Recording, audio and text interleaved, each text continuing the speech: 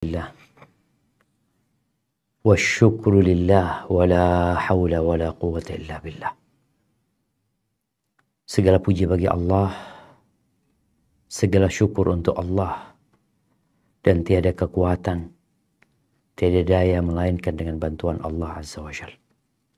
Allahumma salli wa sallim wa zid wa barik wa an'im ala abdika wa rasulika Sayyidina wa maulana Muhammadin wa ala alihi wa ashabihi ajma'in.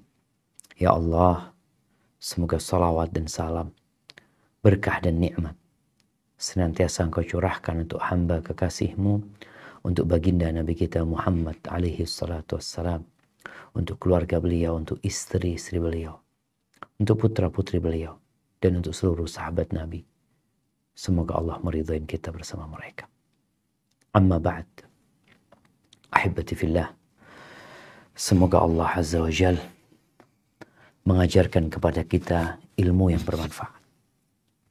Ilmu yang bukan hanya menambah wawasan, tapi ilmu yang mengantarkan kita untuk dapat mengamalkannya dan mendorong kita untuk terus berusaha mencapai yang terbaik dalam kehidupan ini. Karena tiap pagi Nabi SAW berdoa, Allahumma inni as'aluka ilman nafi'an. Ya Allah, aku memohon kepadamu ilmu yang bermanfaat. Ahibati fillah,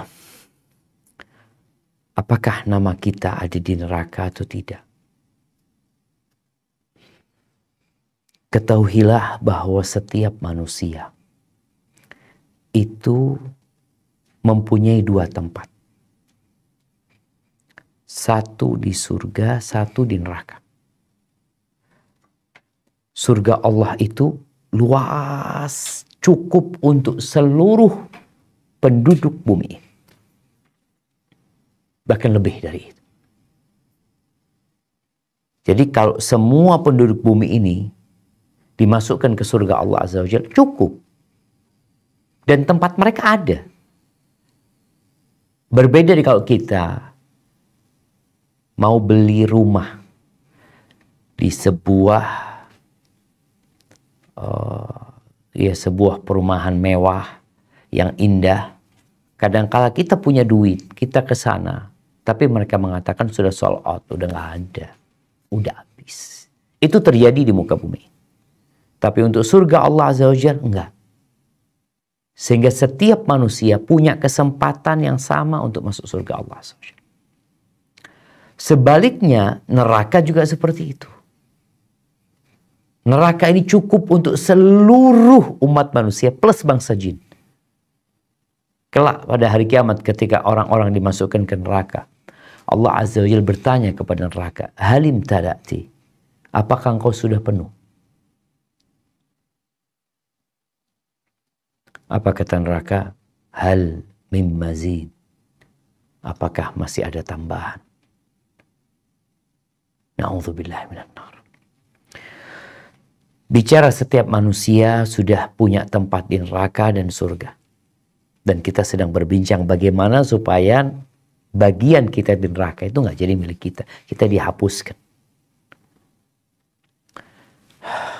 Kata Nabi SAW dalam hadis yang diriwayatkan Abu Hurairah radhiyallahu ta'ala anhu, sebagaimana disebutkan oleh Ibnu Majah dalam kitabnya, ma minkum min ahadin illa lahu manzilan. Tidak satu pun dari kalian melainkan ada dua tempat untuk dia. Manzilun fil jannah wa manzilun fil nar. Satu tempatnya di surga, satunya di neraka. Fa idza mata fadakhala an-nar waritha ahlul jannah manzilahu. Kalau ini orang mati kemudian masuk neraka, maka tempat dia di surga itu diwarisi oleh penduduk surga.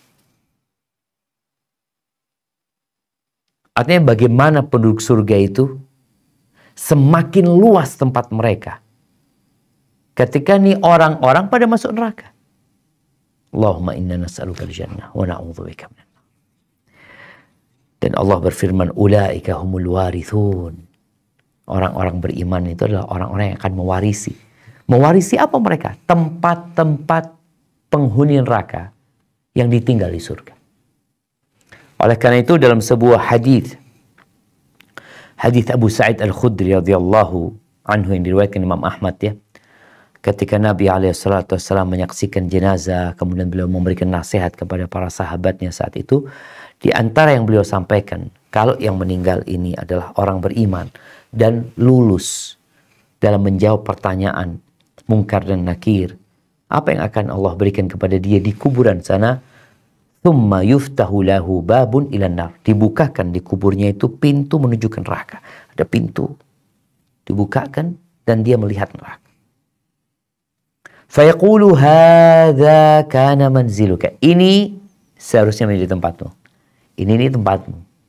Lau kafarta bi rabbik. Kalau engkau kafir sama Tuhanmu. Fa amma idh amanta. Karena engkau beriman, maka dibukakan tempatnya di surga.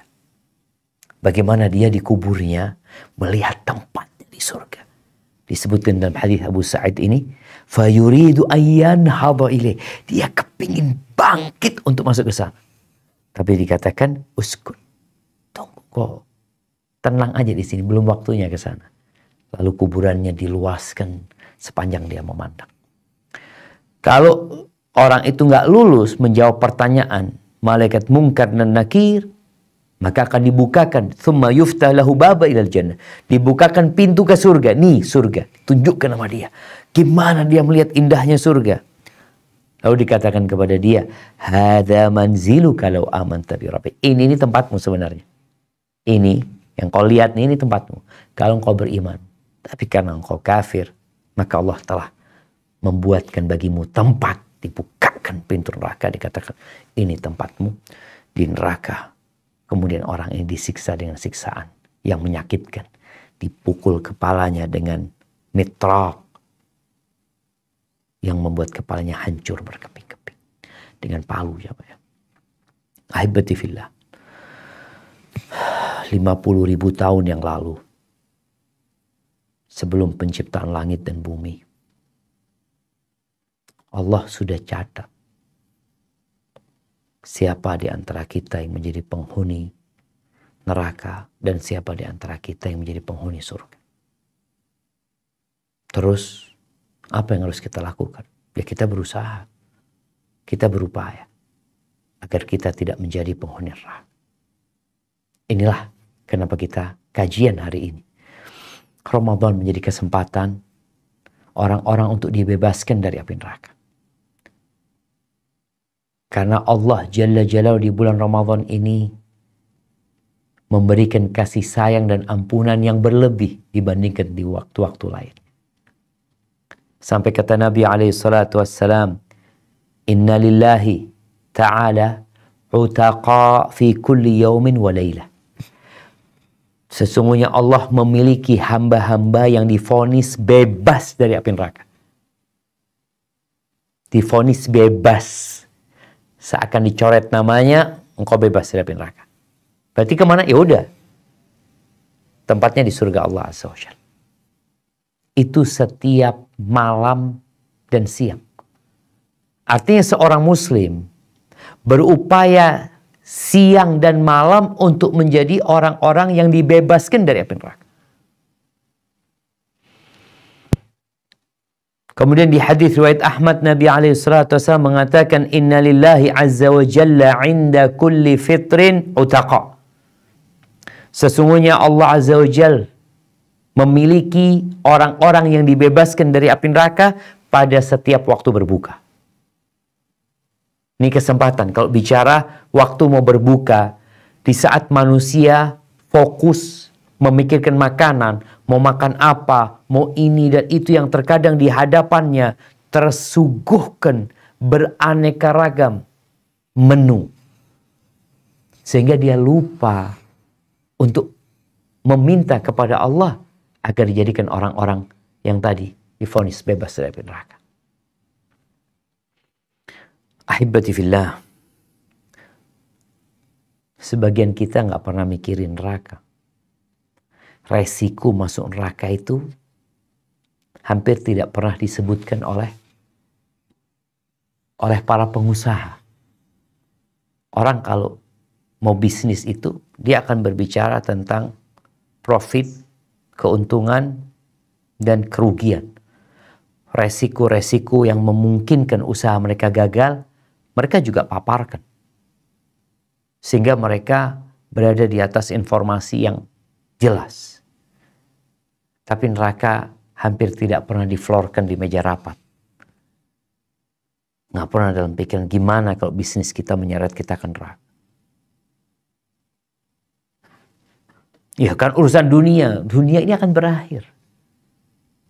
Kita kalau membaca Al-Quranul Karim, ratusan kali Allah memperingatkan kita dengan neraka. Hampir di setiap surat itu ada. Di satu surat aja Al-Baqarah ada belasan. Di surat selanjutnya Al-Imran juga ada. Di surat An-Nisa seperti itu, jemaah. Jadi mengingatkan dengan neraka ini diulang-ulangi terus. Karena itu resiko yang harus kita lewatin bersama. Artinya tidak ada satupun di antara kita. Ingat, tidak ada satupun di antara kita. Melainkan dia beresiko masuk neraka.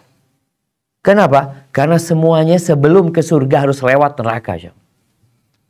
Wa in minkum illa wariduha. Semuanya akan melewatinya. Maka bagaimana Rasulullah SAW ketika beliau berdakwah menyampaikan kepada mereka tentang neraka. Beliau pernah dari atas mimbarnya mengatakan kepada para sahabatnya dengan suara yang lantang, yang orang-orang kalau ada di pasar pun akan mendengar suara Nabi SAW. Nabi mengatakan kepada mereka, andzartukumun nar, andzartukumun nar. Aku peringatkan kalian, ada neraka. Ada neraka, itu resiko. Yang kita harus menyelamatkan diri. Di surat Al-Lail, ayat 14 sampai 18, apa kata Allah Azza wa Jalla?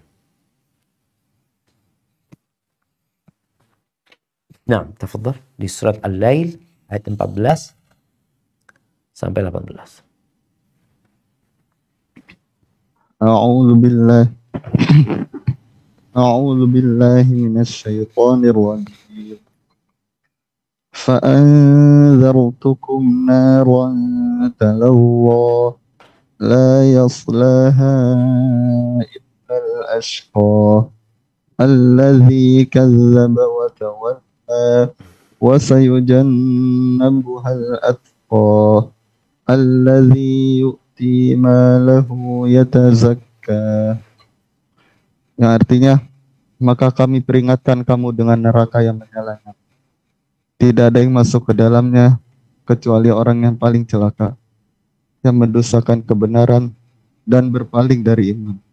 Dan kelak akan dijauhkan orang yang paling bertakwa dari neraka, yang menafkahkan hartanya di jalan Allah untuk membersihkannya. Barakallahu fikum.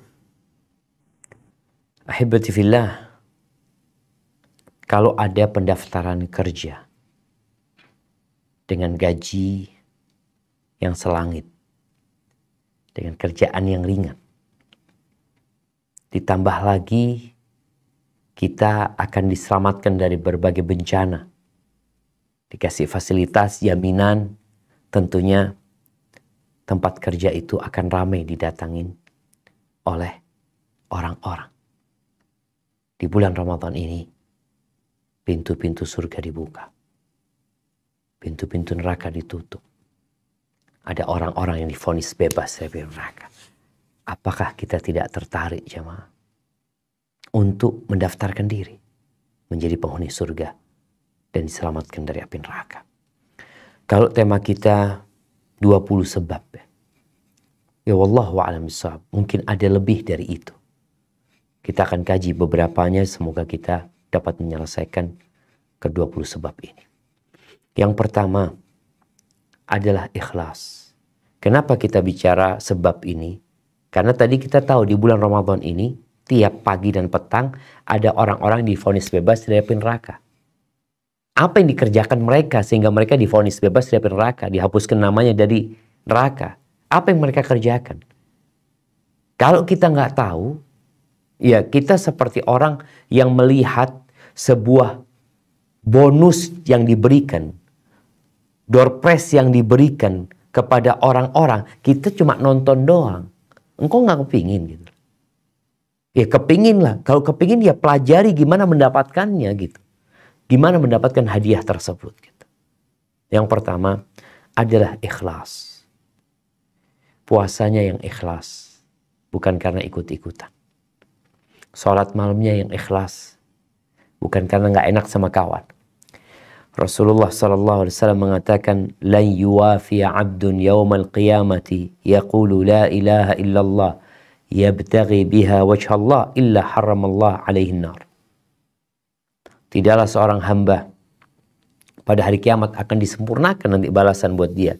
Bagi orang yang mengatakan la ilaha illallah yabtaghi biha wajha Allah. Ikhlas dari hatinya mengharapkan perjumpaan dengan Allah Azza wa Jal, melainkan Allah akan haramkan neraka menyentuh dia. Jadi bukan bicara dia masuk neraka.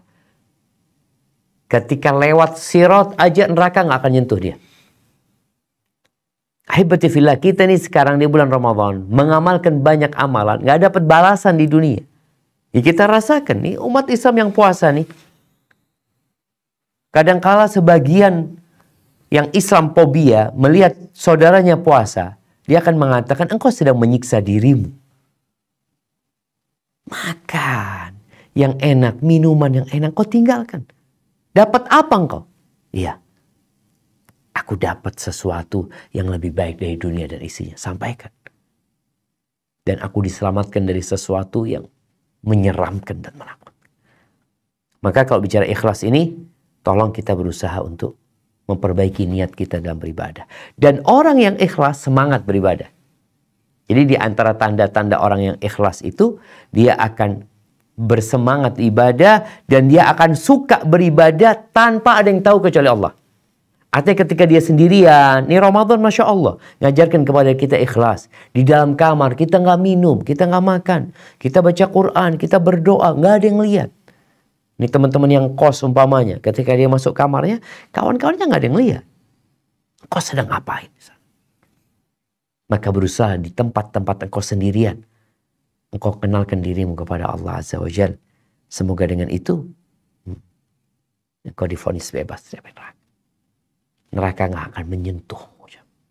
Bukan hanya dihapuskan namanya dari list penghuni neraka. Ada orang yang dihapuskan namanya tapi ketika melewati sirat masih terbakar dia. Walaupun nantinya selamat. Tapi ini ada orang yang diharamkan neraka nyentuh dia haram. Ikhlas. Wa ma umiru illa liya'budullah mukhlishina lahuddin. Kita ini beribadah bukan asal-asalan.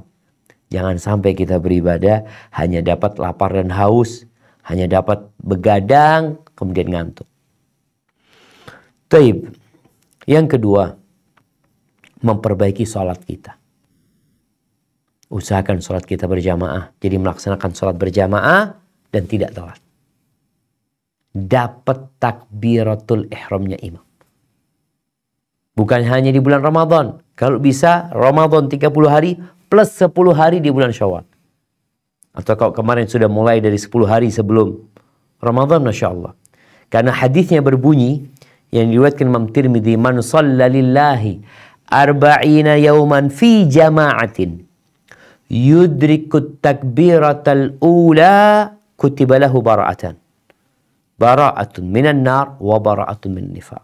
Rawahu Tirmidzi. Kata Nabi SAW, barang siapa yang sholat 40 hari lillah, ingat semuanya berkaitan dengan sebab yang pertama, yaitu ikhlas. Semuanya yang akan kita sebutkan nih, baliknya kepada yang pertama tadi. Harus ikhlas. Barang siapa yang sholat lillah. Bukan karena urusan dunia. Bukan karena ingin sanjungan. Ingin diterima pekerjaan. Bukan. Dia benar-benar lillahi ta'ala. Selama 40 hari. Mendapatkan takbiratul ihramnya imam. Takbiratul ihram pertama. Allahu Akbar. Dia dapat tuh. Selama 40 hari. Maka dia akan mendapatkan 2 vonis. Bebas. 2. Yang pertama. Bara'atun minan nar. Ditulis bebas dari api neraka. Bebas. Yang kedua, bebas dari sifat kemunafikan. Orang-orang munafik sholat mereka, tapi telat-telat. Kata Allah Azza wa Jalla, "Idza qamu ila sholati qamu kusala." Kalau mereka sholat malas-malesan. Malas, berat mau sholat. Yura'unan nas, riya. Sholat riya, ingin dilihat orang. Wala yadhkurunallah illa qalila. Gara-gara riya dia nggak berzikir kecuali sedikit.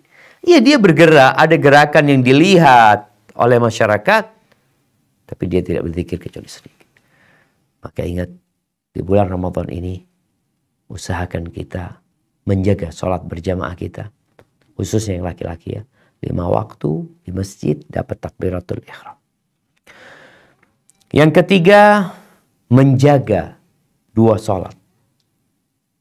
Menjaga waktunya, jangan sampai telat. Syarat dan ketentuannya, yaitu sholat fajar dan sholat asar. Sejatinya kita disuruh menjaga sholat 5 waktu. Hafidhu ala salawat was salatil wusta. Jagalah sholat yang 5 waktu ini. Dan sholat yang pertengahan. Sholat pertengahan ini boleh jadi sholat asar, boleh jadi sholat subuh. Dan Nabi SAW dalam hadis riwayatkan Muslim mengatakan, layyali jannar, nggak bakal masuk neraka. Nggak bakal masuk neraka. Siapa? Ahadun shalla qabla tulu'i syamsi wa qabla ghurubiha. Orang yang senantiasa sholat sebelum fajar, sebelum matahari terbit dan sebelum matahari terbenam. Sholat subuh sama sholat asar. Jadi ini 2 sholat yang perlu perhatian khusus. Kenapa? Subuh kita tidur. Capek, ngantuk. Karena kalau habis sahur, nih sebagian orang na'udzubillahi min dzalik ya. Dia sahur, dia niat puasa. Sebelum subuh dia tidur. Bangun waktu duha.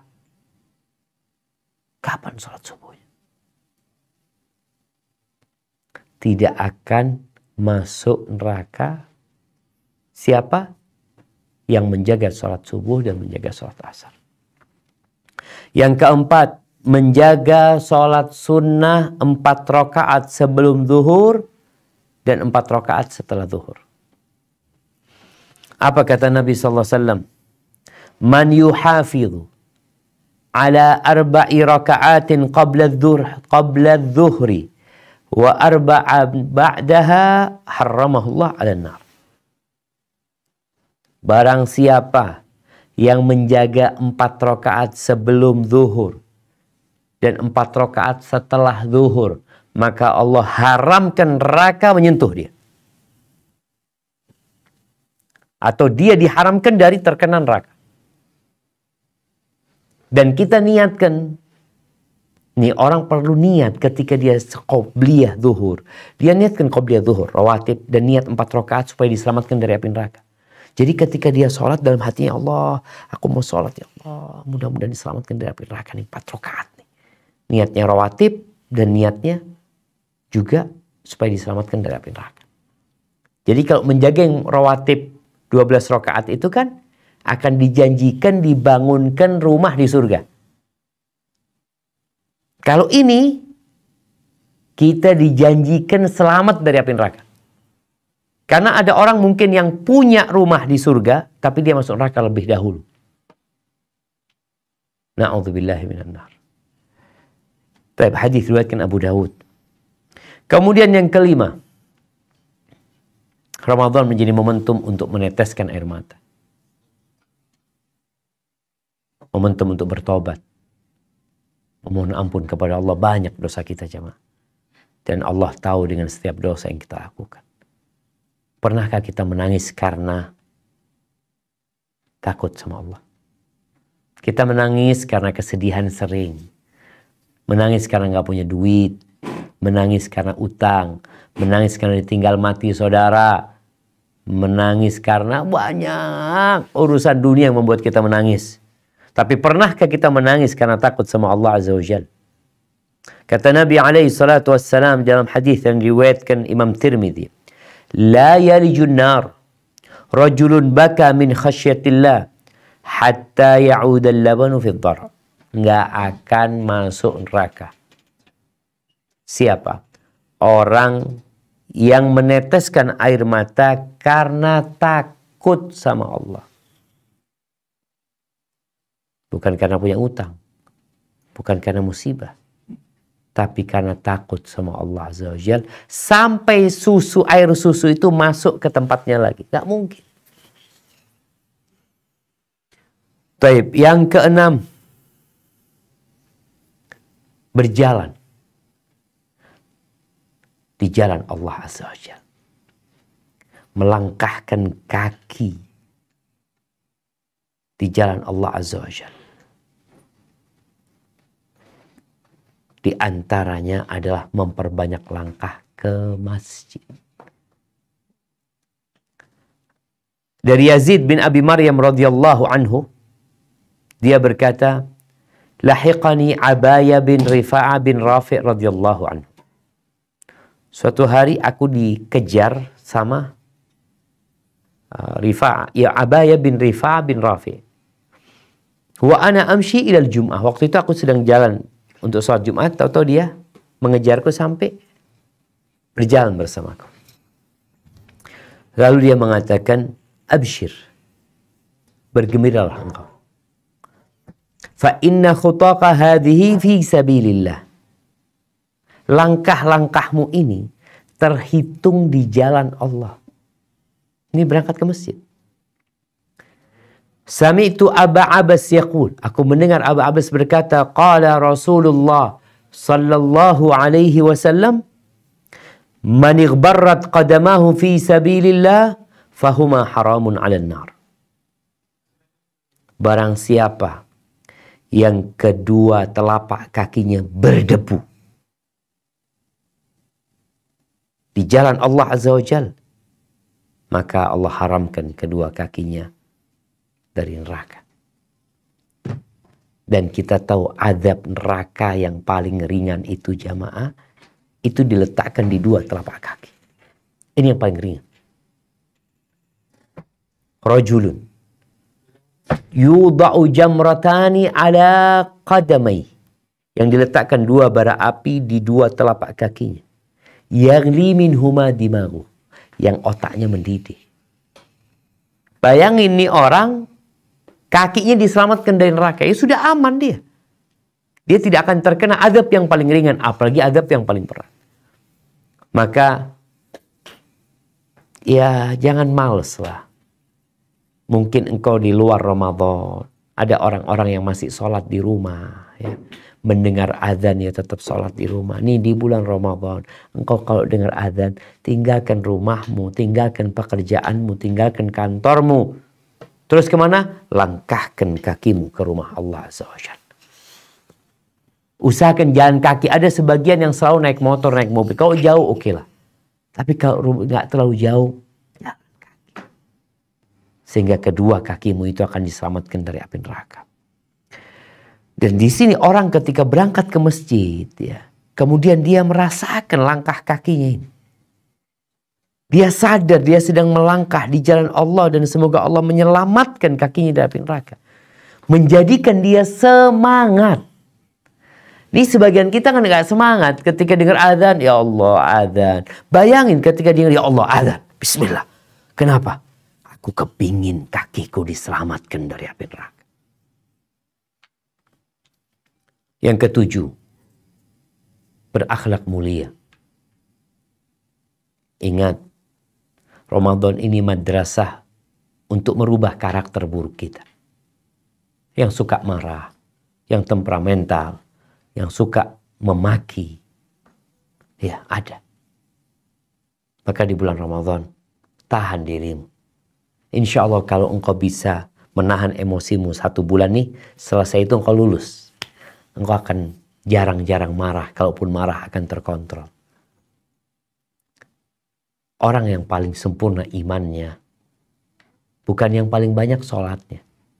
Sebagian kita sholat tarawih bagus, Masya Allah, puasa bagus. Tapi perilaku dan karakternya buruk.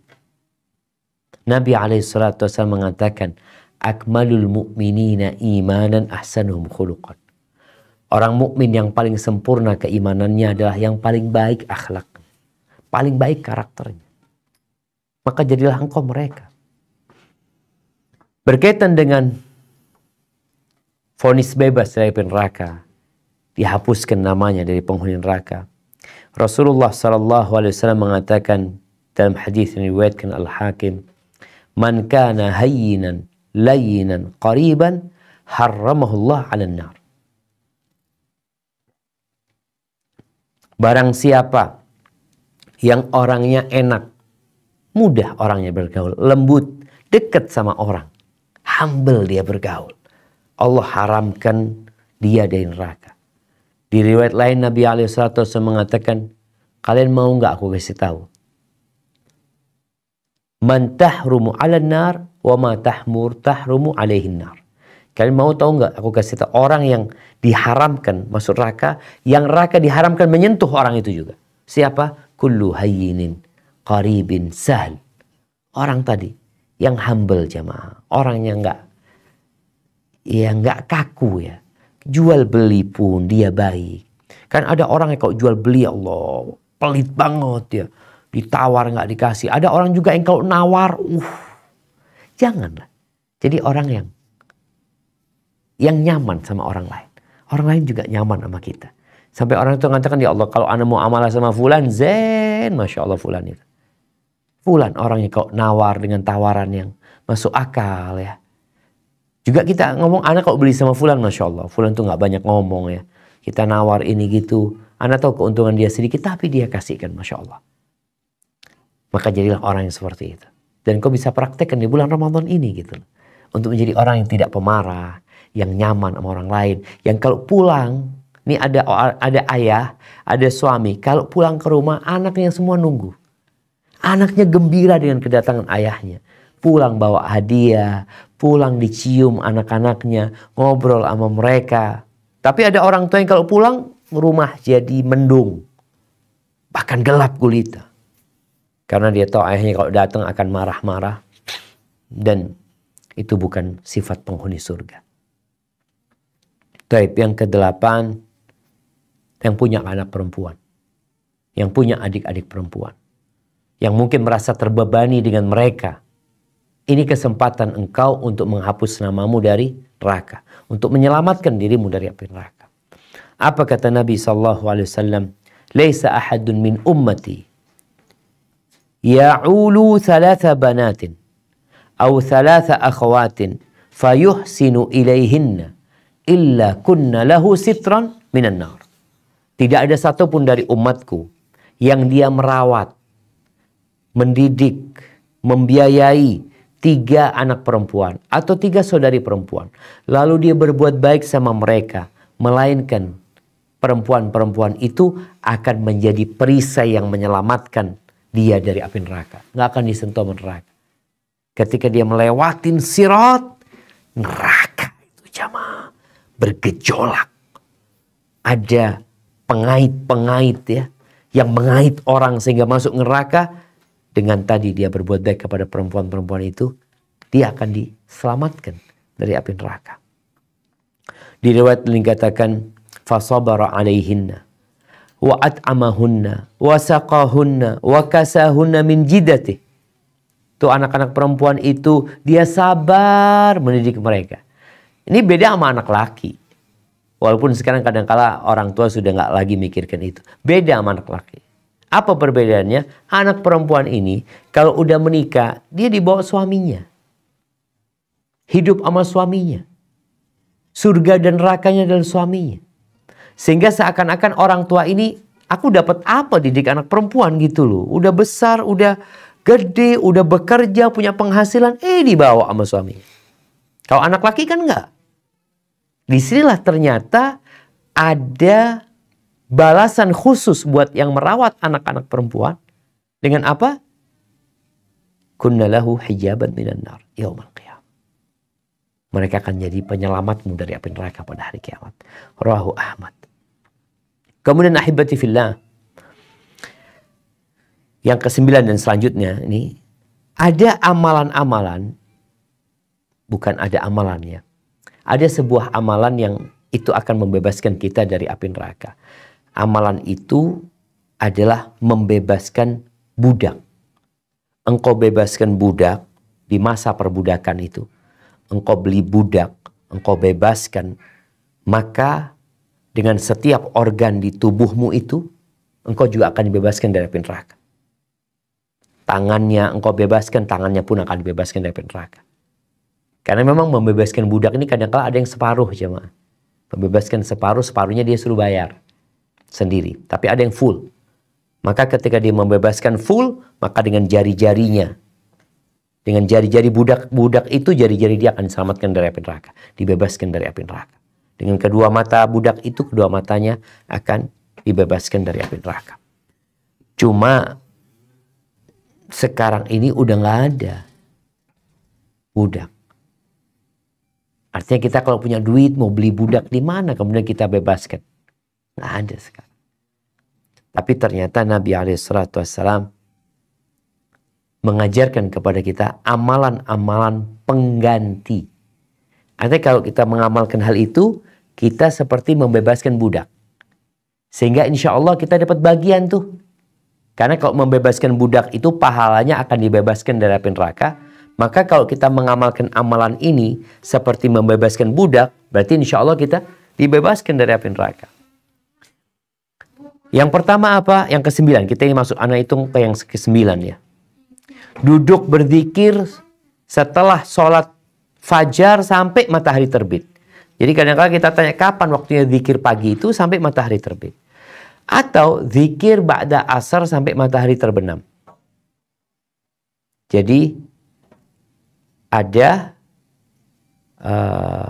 ba'da subuh, ada ba'da asar. Ba'da asar itu tadi untuk zikir petang. Engkau sibukkan dirimu dengan bertasbih, bertahmid, bertakbir, bertahlil. Setiap hari. Apa kata Nabi SAW dalam hadis riwayat Abu Dawud? La'an aq'uda ma'a qawmin yadhkuruna Allah Ta'ala min salatil ghadati hatta tatlu'a syams. Ahabbu ilayya min an a'tika arba'atan min walad Ismail. Aku duduk bersama satu kaum ya. Dari sejak sholat subuh, biasanya kan sholat berjamaah. Sampai matahari terbit, duduk berzikir. Itu lebih aku cintai daripada aku membebaskan 4 budak dari anaknya Ismail. Yang nilai setiap budak itu 12.000 dirham. 12.000 dirham itu ya kira-kira kalau dihitung 10 dirham 1 juta aja sudah 1,2 miliar. Lalu beliau mengatakan wala an aq'uda ma'a qaumin yadhkuruna Allah ba'da salatil asr.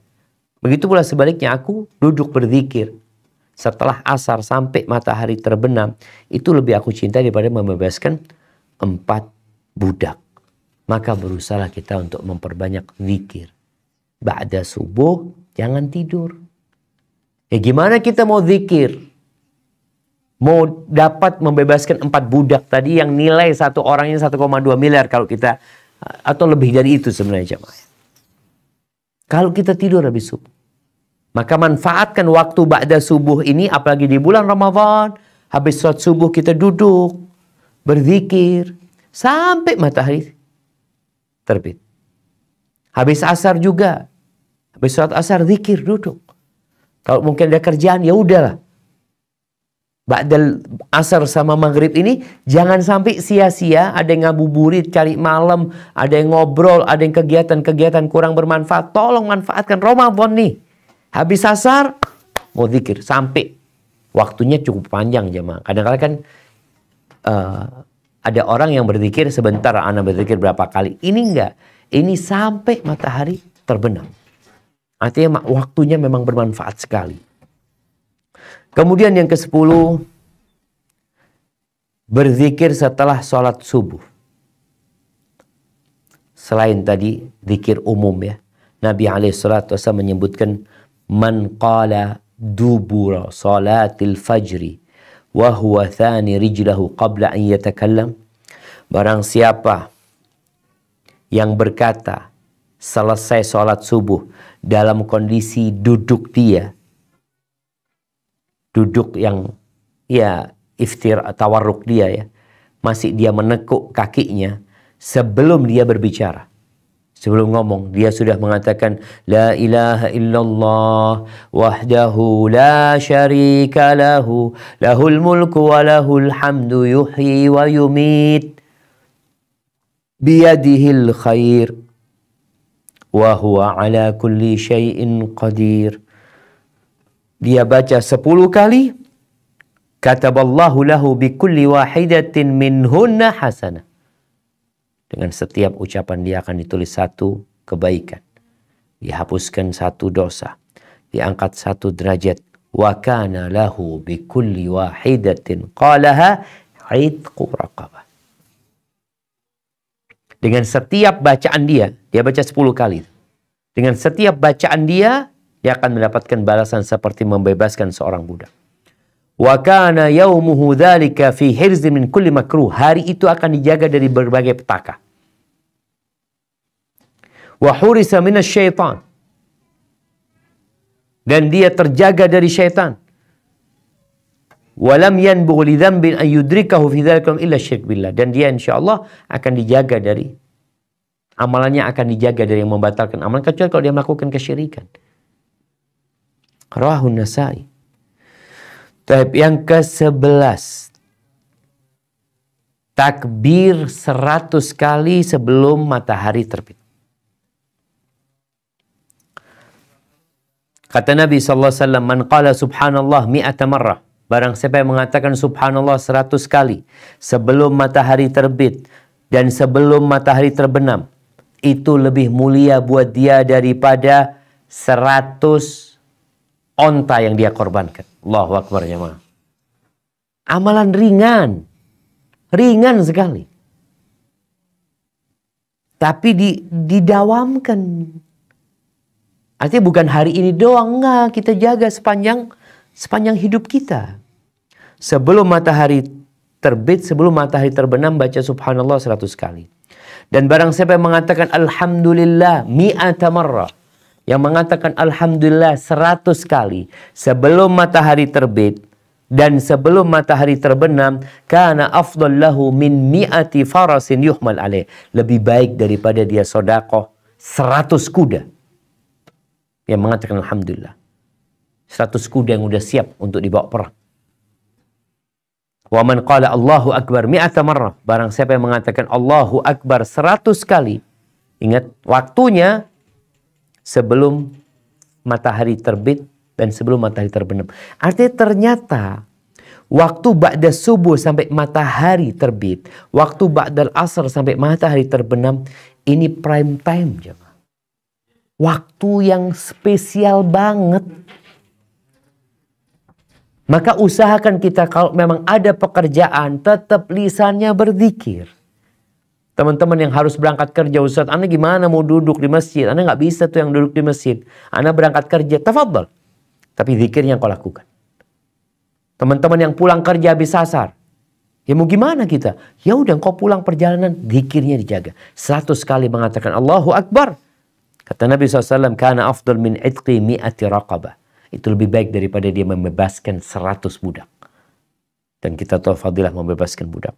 Wa man qala la ilaha illallah wahdahu la syarika lah lahul mulku wa lahul hamdu wa huwa ala kulli syai'in qadir mi'ata marrah. Kalau dia baca itu 100 kali sebelum matahari terbit dan sebelum matahari terbenam, dia akan datang pada hari kiamat dengan pahala yang tidak tertandingi kecuali orang yang lebih banyak bacaannya daripada dia.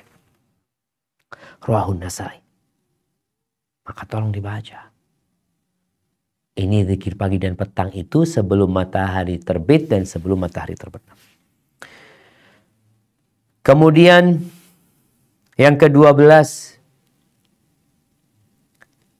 yaitu membaca zikir pagi dan petang juga.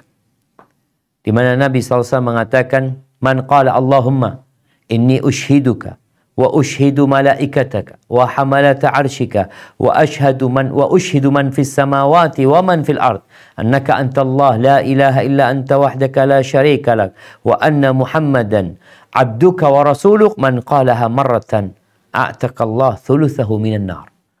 Barang siapa yang mengatakan itu 1 kali, akan dibebaskan 1/3 dia dari api neraka. Wa man qalaha marratain, yang membaca zikir itu 2 kali dibebaskan dari api neraka 2/3 dia. Wa man qalaha thalathan, yang 3 kali dia baca itu, a'taqallah kullahu minan nar. Jadi kalau bicara dibebaskan dari api neraka full. Kalau baca dia zikir tadi yang kita udah bacakan, Allahumma inni ushiduka wa ushidu malaikataka wa hamalata arsyika. Nah, ini hadis riwayat oleh Hakim ya. Disahihkan oleh sebagian ulama. Yang ke-13, bertasbih dan bertahmid 100 kali. Bertasbih dan bertahmid 100 kali. Ummu Hani radhiyallahu ta'ala pernah berkata, marra biya Rasulullah SAW dzata yaumin. Suatu hari Nabi SAW melewatin aku, kata Ummu Hani. Faqultu ya Rasulullah, qad kaburat sinni wa dha'uftu. Ya Rasulullah, aku sudah tua dan aku udah lemah. Tolong kau kasih aku amalan yang bisa aku amalkan dalam kondisi aku duduk nih. Kan ada orang-orang yang berdiri udah berat gitu loh. Dia disuruh sholat berdiri, duduk, aduh udah berat gitu loh. Maka dia minta amalan yang bisa aku kerjakan dalam kondisi aku duduk. Apa kata Nabi SAW? Sabbihillah mi'ata tasbihah. Bertasbihlah kepada Allah 100 kali. Fa innaha ta'dilu laki mi'ata raqabah tu'tiqinaha min waladi Ismail. Bertasbih engkau 100 kali. Itu seperti engkau membebaskan, itu setara dengan engkau membebaskan 100 budak dari anaknya Ismail. Wahmadillah mi'ata tahmidah. Bertahmidlah engkau 100 kali. Puji Allah 100 kali. Itu sebanding dengan 100 kuda yang berpelana, yang dibawa. Maksudnya yang digunakan untuk berperang di jalan Allah. Wa kabbirillah mi'ata takbirah. Bertakbirlah engkau 100 kali, itu setara dengan 100 ekor onta yang disiapkan untuk kurban. Dan bertahlillah 100 kali. Nih dia kan mau duduk. Orang duduk nih Masya Allah. Sekarang duduk pegang HP 1 jam hilang waktunya. Tanpa faedah. Kalau dia duduk berzikir, ditaruh handphonenya. Dia baca subhanallah 100 kali, alhamdulillah 100 kali, Allahu Akbar 100 kali, lalu membaca la ilaha illallah wahdahu la syarikalah, lahul mulku wa lahul hamdu wa huwa ala kulli syai'in qadir. Dia baca 100 kali. Wallah. Apa yang akan didapatkan oleh dia? Kata Nabi SAW, tamla'u ma baina as-sama' wal ard. Itu pahala membaca la ilaha illallah wahdahu la syarikalah akan memenuhi langit dan bumi. Dan tidak ada amalan yang diangkat hari itu yang lebih baik dari amalan dia. Kecuali orang yang beramal seperti amalan dia. Seperti amalanmu. Ini Nabi mengatakan kepada Ummu Hani. Hadis yang diriwayatkan Imam Ahmad. Kemudian jamaah membaca la ilaha illallah wahdahu la syarikalah. Lahul mulku wa lahul hamdu wa huwa ala kulli syai'in qadir. 100 kali. 10 kali. Jadi bacaannya bisa jadi 100 kali, bisa jadi 10 kali. Itu ada faedah. Seperti membebaskan satu dari budak dari anaknya Ismail alaihissalam. Hadis yang diriwayatkan oleh Imam Bukhari dan Muslim. Kemudian tawaf ya. Tawaf di rumah Allah 7 kali dan sholat 2 rakaat sesudahnya. Ini teman-teman yang berangkat umroh, yang sedang di Mekah, manfaatkan waktu untuk tawaf. Setelah sholat 2 rakaat itu juga seperti membebaskan budak jamaah. Ini kesempatan jamaah. Orang yang berangkat umroh ya. Kadang-kala ada orang yang umroh kurang memanfaatkan waktunya. Aduh jauh Ustaz. Tawafnya di atas kalau nggak pakai baju ihram. Ya manfaatkan waktunya. Ini buat teman-teman yang sedang berada di Mekah. Kemudian yang ke-16, ngutangin saudaranya. Atau ya engkau berikan sesuatu kepada dia, hadiah ya. Bekal untuk hidup dia. Atau kadang-kala kita menunjukin orang yang salah jalan. Ini fadilahnya Masya Allah jamaah. Nabi SAW mengatakan, man manaha min hatta wariqin, au manaha wariqan, au hada zaqqaqan, au hada zuqaqan, au saqa labanan, kana lahu idlu raqabah, au nasima. Kata Nabi SAW, barang siapa yang memberikan hadiah, harta ya, atau dia memberikan petunjuk jalan kepada orang yang tersesat, atau dia memberikan minum susu sama orang ya, maka itu seperti membebaskan budak. Hadis rawahu Ahmad. Kemudian yang ke-17 jamaah, membela kehormatan saudara kita. Di bulan Ramadan kita tahu, nggak boleh riba. Di luar Ramadan nggak boleh riba. Tapi di bulan Ramadan lebih dahsyat lagi. Di mana orang yang riba, yang ngomongin saudaranya, dia berpuasa, boleh jadi dia yang nggak dapat pahala apa-apa kecuali lapar dan haus. Ini kesempatan kita. Ketika ada saudara kita yang diribain, yang dijelek-jelekin, difitnah, kita pasang badan. Bukan kita malah ikut ribain dia. Nabi SAW mengatakan, "Man dzabba an 'irdi akhihi bil ghaibah, kan haqqan 'ala Allah an yu'tiqahu minan nar." Rawahu Ahmad. Barang siapa yang membela kehormatan saudaranya, dalam kondisi saudaranya nggak ada. Ini saudaranya sedang diribain, sedang dijelek-jelekin, dia pasang badan. Ittaqillah, ya Habibi. Ittaqillah. Kalau memang kau merasa fulan punya kejelekan, kau kasih nasihat, jangan diomongin di sini. Orang yang pasang badan membela saudaranya, dalam kondisi saudaranya nggak tahu jemaah. Itu balasannya apa? Allah bebaskan orang itu dari api neraka. Kemudian yang ke-18 adalah berperang di jalan Allah. Melempar anak panah di jalan Allah. Mau kena nggak kena? Kata Nabi SAW dalam hadis rawahu Tabrani, ya, ayyuma muslimin rama bisahmin fi sabilillah fabalagha mukhti'an aw musiban falahu minal ajri karaqabah. Muslim manapun yang melemparkan anak panah di jalan Allah, kena atau nggak kena, itu pahalanya seperti membebaskan seorang budak. Maka di sini dianjurkan ya seorang mukmin mempersiapkan diri untuk hari itu. Kemudian yang ke-19, berdoa. Minta sama Allah Azza wa Jalla agar dibebaskan dari api neraka, ya.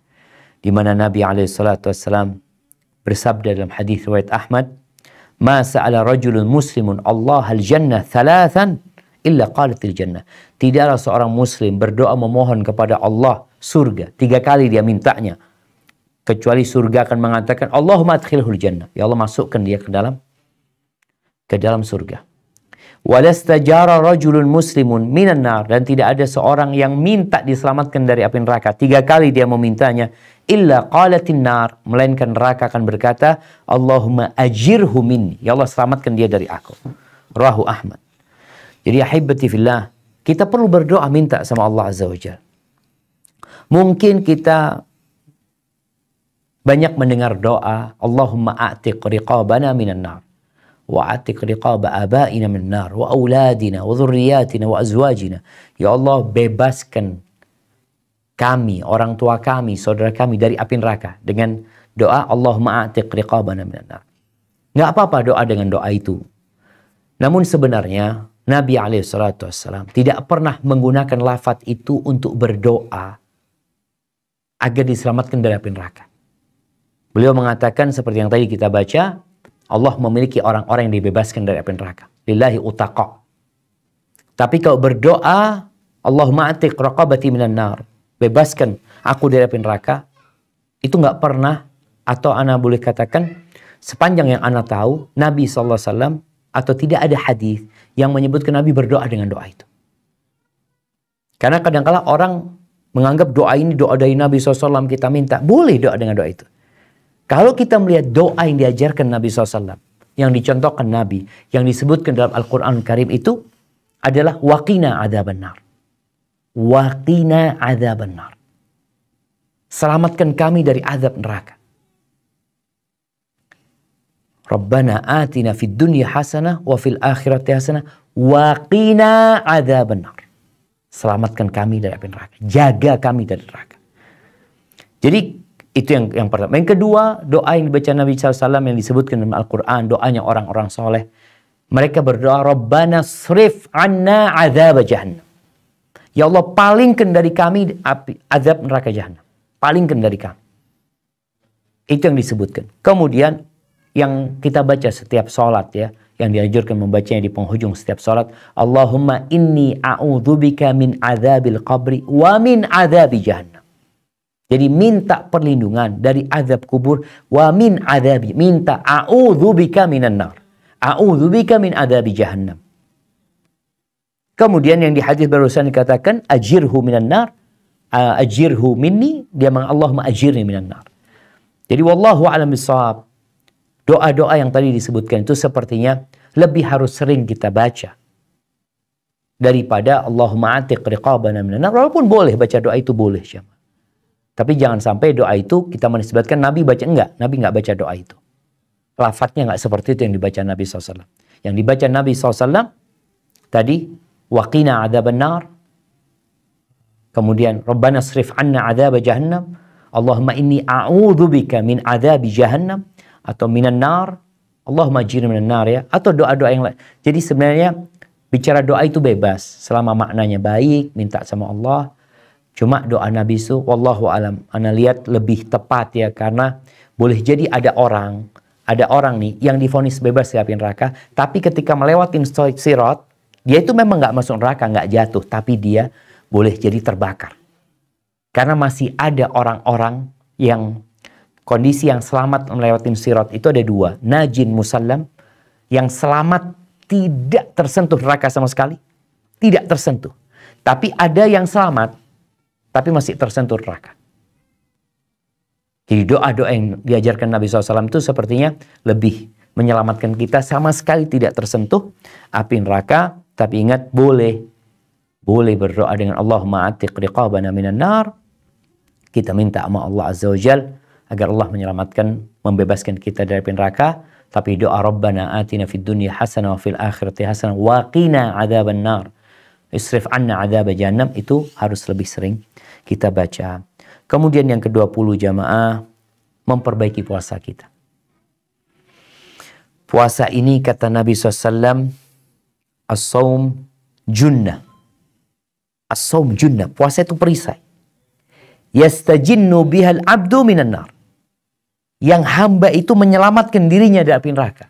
Bicara menyelamatkan diri dari api neraka, ingat semua orang beriman akan melewati sirat. Ketika orang ini menjaga puasanya, dia akan punya perisai yang full lengkap, full body yang gak akan terkena api neraka ketika dia melewati sirat yang berada di atas neraka jahanam. Maka kalau lagi puasa, jaga lisannya, jaga perbuatannya, sehingga kita punya puasa insya Allah dapat menyelamatkan kita dari api neraka. Ahibati fillah, kalau kita lihat puasa itu Allah jadikan sebagai pengganti pembebasan budak dari dia. Jadi seperti yang Allah firmankan di surat An-Nisa ya, orang yang bunuh, yang salah membunuh, atau kafarat zihar, orang yang mengatakan kau seperti punggung ibuku, kalau dia nggak bisa membebaskan budak, gantinya itu puasa 2 bulan berturut-turut. Ini menunjukkan bahwasanya puasa akan menjadi tameng ya, yang menyelamatkan orang dari api neraka. Kemudian yang selanjutnya masih ada sebenarnya, tapi waktu kita terbatas. Ana kembalikan ke moderator untuk memandu jalannya tanya jawab di waktu yang tersisa. Hadza wallahu a'lam bissawab. Na'am.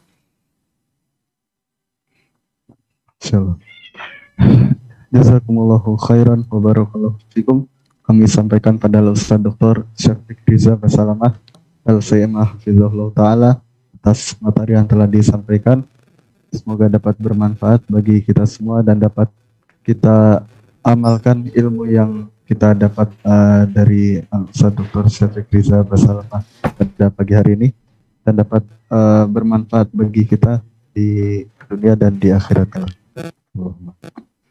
Baik, pertanyaan pertama akan Anda bacakan. Bismillah. Assalamualaikum Ustaz. Afwan izin bertanya. Ketika saya membaca Al-Quran, sering sekali mengingat akan dosa-dosa di masa lalu, sampai menangis ketika membaca Al-Quran. Apakah ini termasuk juga ke dalam taubat saya? Masuk ke dalam apa? Apakah ini termasuk ke dalam taubat saya? Masya Allah. Barakallahu fikum. Naam, ahibati fillah. Al-Quran itu hudan linnas. hudan lil muttaqin. Al-Quran itu syifa, rahmat. Maka ketika membaca Al-Quran, hendaklah kita berusaha untuk memahami. Allah Azza wa Jalla mengatakan, afala yatadabbaruna al-Quran. Apa mereka itu tidak menghayati Al-Quran itu? Kalau dikatakan tadi, ketika dia baca Al-Quran, dia baca artinya, mungkin lewat ayat-ayat azab, lewat ayat-ayat rahmat, dia ingat dengan dosa-dosa dia, iya, semoga itu menjadi penyempurna tobat dia.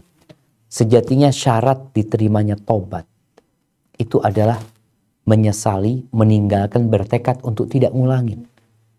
Kalau ada orang menangis, menyesal, tapi dia masih berkeinginan melakukan, maka dia belum bertobat. Maka engkau periksa, apakah engkau sudah memenuhi syarat-syarat tersebut? Kalau sudah terpenuhi, alhamdulillah, dan perbanyak amal soleh, karena innal hasanat yudhibna sayyi'at. Kebaikan itu menghapuskan keburukan. Barakallahu fikum. Nah.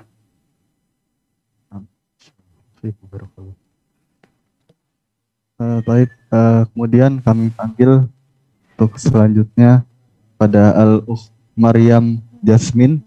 Al-Ukh Maryam Jasmine, tafadholi untuk bertanya langsung pada Ustaz.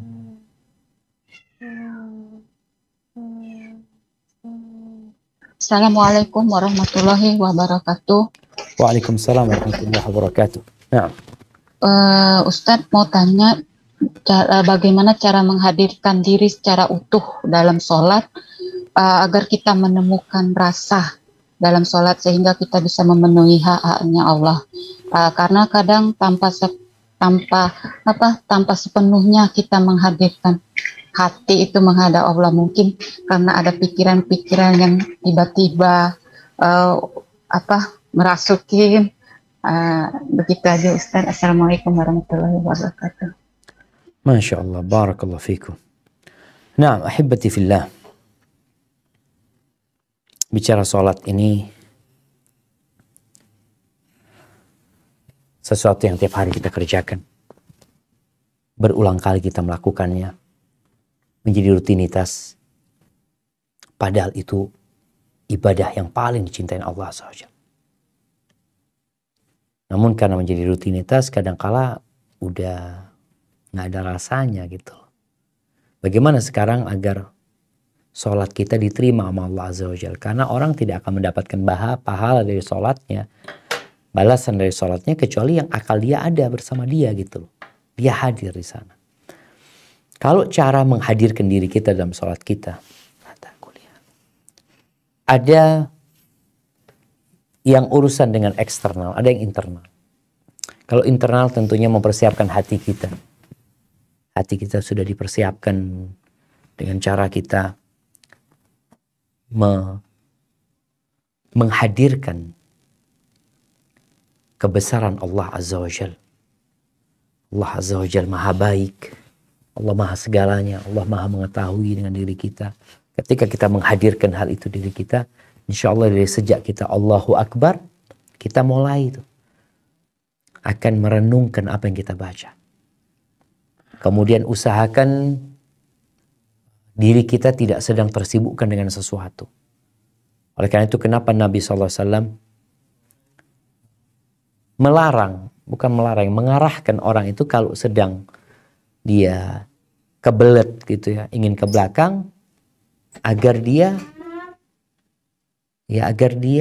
menyelesaikan urusan dia gitu. Jangan sampai sholat dalam keadaan kepingin kencing ya, ini itu. Nabi SAW juga memberikan arahan kalau sedang mau makan, tahu-tahu adzan, selesaikan makannya, karena itu akan mengganggu kondisi dia gitu. Maka hendaklah kita memahami dengan bacaan kita, meniadakan segala yang bisa memalingkan ibadah kita gitu, memalingkan kekhusyuan kita, ruhna inda mana. Nah, barakallahu fiik. Jadi seperti itu.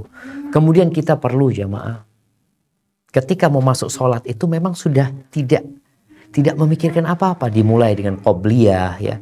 Ada tahapan yang sudah kita mulai. Karena kadang-kadang ada orang sholat itu sedang pegang handphone ini itu udah qomat dia taruh Allahu Akbar. Kadang-kadang pikiran dia masih di situ. Nih sholat tarawih ya. Teman-teman kadang-kadang memanfaatkan momentum antara 2 rakaat dan 2 rakaat itu untuk sibuk dengan handphonenya, untuk baca berita ini dan itu. Usahakan itu ditiadakan sehingga kita benar-benar bisa fokus. Yang terakhir kita perlu berdoa, minta sama Allah, qalban khasyian, minta sama Allah hati yang khusyuk, hati yang tunduk jamaah. Karena tanpa bantuan Allah sulit jamaah. Sulit. Ana rasakan sendiri kadang kala sholat 4 rakaat atau 2 rakaat itu ada yang hati kita, ana rasakan ana sedang berada bersama hati ana. Ana berdoa dengan nyaman. Tapi kadang-kala tahu-tahu ya Allah, ada rakaat yang kayaknya kosong gitu. Maka kita terus berjuang. Berjuang kita, kemudian mungkin agar rutinitas itu tidak membuat kita gak punya rasa, bacaannya diperbaharui. Kan bacaannya memang beragam. Surat-suratnya usahakan kita berganti, surat ini. Insya Allah kalau surat yang kita baca itu bukan surat yang biasa, kita mau tidak mau akan fokus. Dan fokus itu akan membantu kita khusyuk insya Allah. Bacaan ruku, bacaan sujud juga seperti itu. Biasa kita membaca subhana rabbiyal a'la wa bihamdih. Kita baca yang lainnya. Subhanakallahumma bihamdika. Allahumma gfirli umpamanya. Kita baca itu. Atau baca sajada wajhiya lilladzi khalaqahu. Intinya kita berusaha untuk terus memperbaiki, mengupgrade lah ilmu tentang sholat ini. Selain menghilangkan faktor-faktor eksternal ya, seperti sejadahnya banyak ini, itu faktor eksternal kadang-kala. Sejadahnya polos pun kadang-kala nggak khusyuk juga gitu, karena masalahnya ada di diri dia. Tapi kalau sudah khusyuk, sejadahnya bagaimanapun kadang-kala tidak menggoda dia. Walaupun faktor eksternal itu perlu diperhatikan, karena kondisi kekhusyuan manusia itu kadang-kala berubah. Kalau faktor eksternalnya mendukung, insya Allah dia masih terjaga. Hadza wallahu a'lam bishawab. Mungkin kita ke pertanyaan terakhir. Nah. Barakallahu fikum ya Ustazana. Jazakumullah khairan. Untuk pertanyaan terakhir Ana akan bacakan. Bismillah. Assalamualaikum Ustaz. Waalaikumsalam warahmatullahi. Afwan izin bertanya. Jika A telah meninggal dan memiliki hutang kepada si B dan A dan B ini qadarullah rekan bisnis Ustaz. Dan B juga demikian memiliki sangkutan barang yang belum dibayar kepada A. Ahli waris A sudah bertemu dengan keluarga B, namun B sudah meninggal juga.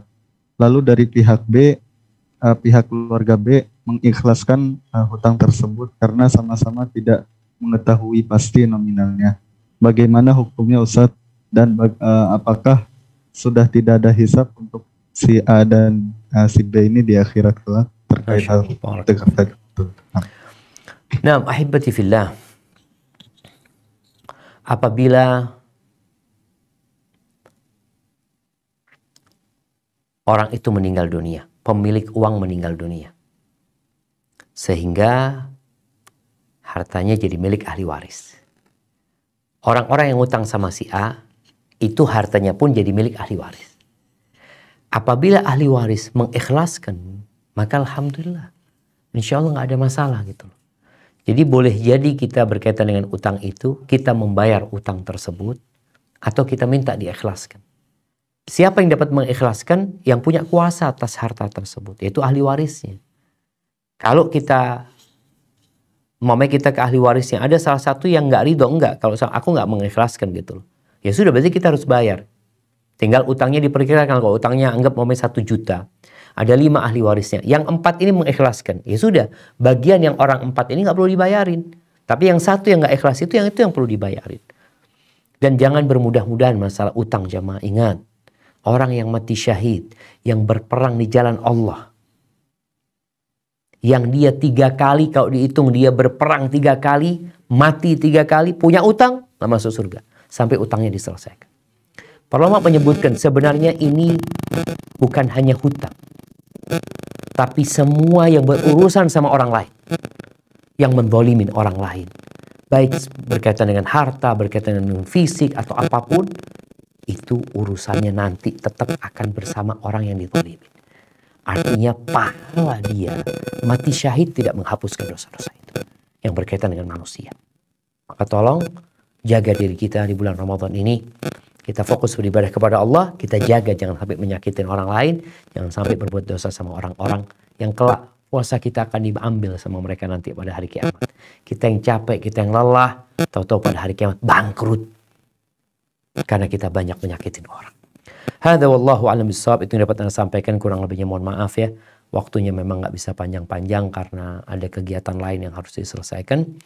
Sallallahu ala nabiyyina Muhammadin wa ala alihi wasallam. Anda kembalikan ke moderator. Jazakumullah khair. Jazakumullahu khairan wa barakallahu fikum. Kami sampaikan pada Ustaz Dr. Syafiq Riza Basalamah LCMA hafizahullah ta'ala atas ilmu yang telah disampaikan dan nasihat yang telah disampaikan. Semoga dapat bermanfaat bagi kita semua dan kita dapat mengamalkannya khususnya di bulan suci Ramadan ini. Dan kami menyampaikan terima kasih kami pada tim SRB wa barakallahu fikum karena telah memberikan kesempatan pada kami untuk menyiarkan kajian pada pagi hari ini. Semoga dapat bermanfaat bagi kita semua.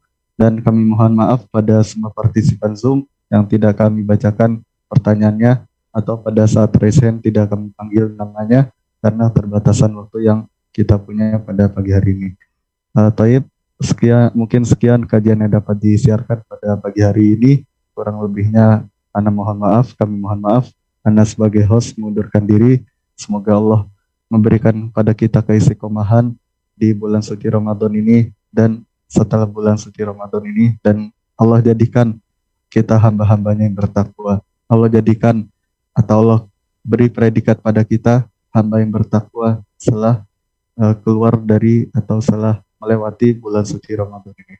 Barakallahu fikum ajmain wa jazakumullahu khairan. Ana sebagai host mengundurkan diri.